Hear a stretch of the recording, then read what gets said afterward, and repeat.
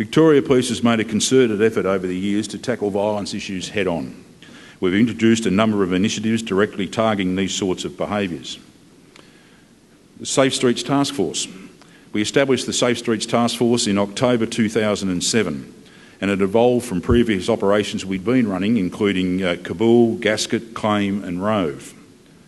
The focus of the Safe Streets is to address public order and licensing issues in and around Melbourne's central business district and other popular entertainment precincts in the inner city municipalities such as Stonnington, Moreland and Yarra.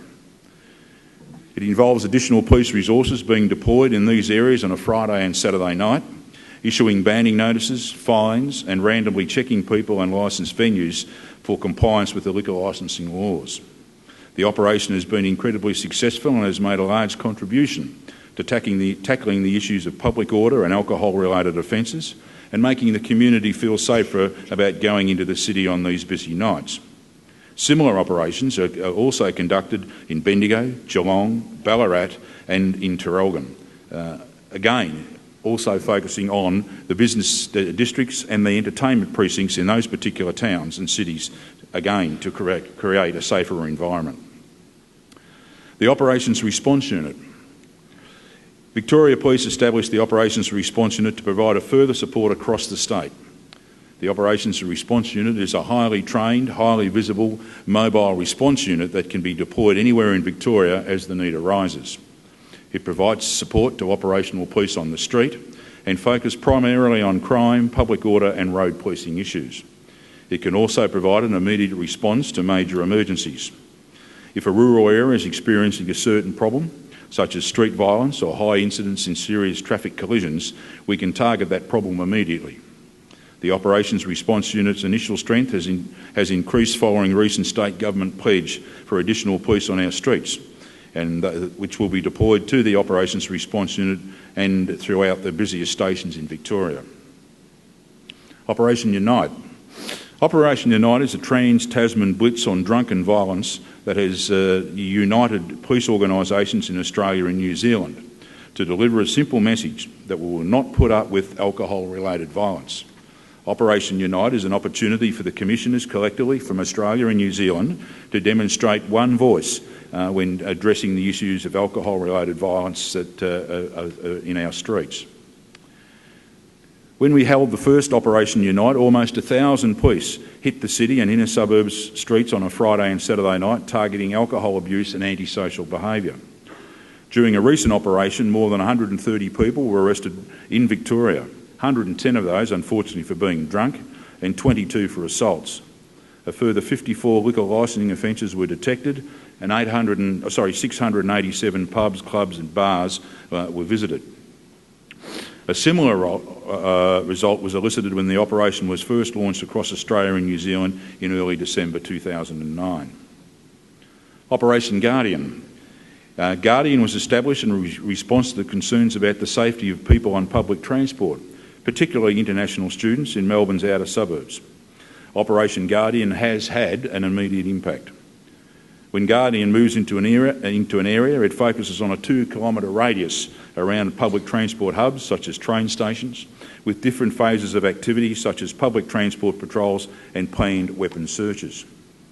Operations such as this can account for about 8.8% drop in robberies across the state in the last financial year.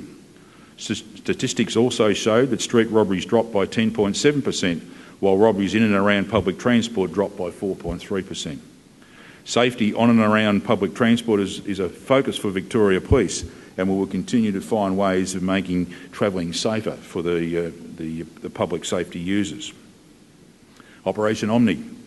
This operation involves a crackdown on weapons-related crime in and around Melbourne. It coincides with amendments to the Control of Weapons Act that provides police with greater powers to search individuals suspected of carrying weapons. This has in turn helped to drive down knife crime, with robberies involving knives dropping by 19.3% last year. We've just today, or on the weekend, launched another operation, Operation Trojan. And Operation Trojan is an extension of both Operation Guardian and Operation Omni. And what we're doing with Operation Trojan is we're using our intelligence, we're using our data, and we're going to focus on areas around public transport, railway lines, railway stations, and other forms of public transport across metropolitan Melbourne. What we want to do is, sort of create a safer environment. We know that there's a perception out there that of public transport users that the behaviour of people on trams and trains is less than acceptable. People feel threatened when they see young people misbehaving, acting boisterously, or in just generally in a disorderly conduct. So we're very confident that Operation Trojan, we've already run 2 operations, one at Moreland and one at Frankston, and they've demonstrated to us already that there's a great opportunity for us to have a far greater impact in providing a safer environment on public transport. Social media. Victoria Police's Facebook page is called Forcebook and provides a public venue for conversations between us and the community. On Forcebook, we ask our followers or friends to sign road safety pledges, to view police station in action, and listen to our safety messages.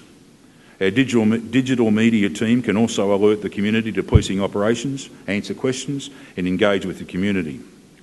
As an example of this, when we posted on our page that we wanted our friends to tell us how they thought we could reduce the incidence of drunken and antisocial behaviour on our streets, this was particularly aimed at young people and made them consider their personal responsibility and how they could help their drunk mates on a night out.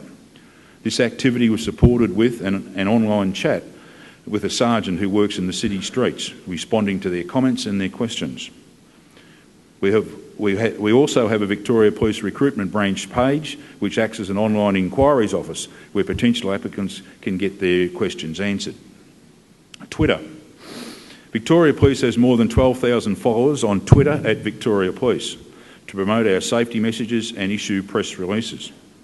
Twitter is used as a proactive tool to publicise road safety initiatives and to engage in conversation, offering our followers a unique insight into how police conduct operational duties. The benefit of Twitter is that it's real time, it's informative, and we can provide updates from operations, and when a natural disaster is occurring, we can get timely and important safety information out to a large number of people. Community uses Twitter, The community uses Twitter as a real opportunity to ask us questions about law and road safety. We've used Twitter very successfully recently during the floods. We were able to put out information as to road closures very, very quickly. Queensland Police during the floods and the cyclone in Queensland used Twitter and Facebook very, very successfully in being able to get the necessary safety messages out there quickly to the community, and it's seen to be very, very successful. BlueTube. As mentioned earlier, Victoria Police has its own YouTube channel called BlueTube. It's used to publish CCT video for information appeals, to spread safety messages, and most recently to create more engaging content as a part of our recruitment campaign. I just want to go back to family violence again, because it is a really important issue. Victoria Police has worked very hard to improve its investigations into family violence incidents and also make victims more comfortable. One of our major commitments was to develop a code of practice, and with the first edition being launched in August 2009. This organisation-wide policy statement on family violence provided a great opportunity to codify best practice and achieve greater consistency on this issue. This resource will continue to ensure that the most effective response to all incidents of family violence provide for the safety and well-being of victims and ensure appropriate referrals to relevant support agencies. Because we work in partnership with dedicated agencies such as Family Violence Support Services, other government departments and the courts, we'll be seeking their feedback on how we are performing in line with this code. We look forward to meeting all our partners on a regular basis and discussing any issues that we may see or they may see that are emerging. This ensures that we maintain the great relationship that we've developed over the past 7 years and that victims continue to get the best response possible. Like all new plans and procedures, the Code of Practice needs to be constantly updated to keep the emerging trends and community expectations. A revised code was launched in December last year because community awareness had increased dramatically and more people were coming forward and taking a stand against this crime. This was reflected in the increased reporting of incidents to the police. This has provided an opportunity for us as an organisation to step back, clarify any ambiguities and continue progressing our approach to family violence. Some of the changes to the code include legislative updates, a greater focus on children and young people, a new section on risk assessment and management, and an enhanced focus on multi-agency case conferencing. We're passionate about eradicating family violence and look forward to continuing to work with family violence support services, government departments and courts and the community towards achieving this goal. We will not put up with violence in any form and will do whatever we can to eliminate it from our community. Victoria Police is also committed to the Violence Against Women and Children's Strategy Group. This group set up the White Ribbon Ambassadors Network, which is a group of police that sign up as ambassadors and pledge never to commit, excuse or remain silent about violence against women. Ambassadors are linked to the International White Ribbon Day, which aims to eliminate violence against women. More than 90 police are ambassadors, with 17 making their pledge on the most recent White Ribbon Day in November last year. The role of the ambassador is to raise awareness and prevent, rather than just respond to, violence against women. The ambassadors also encourage community groups, local councils, workplaces, sporting clubs and service clubs to promote a positive culture and cultural change.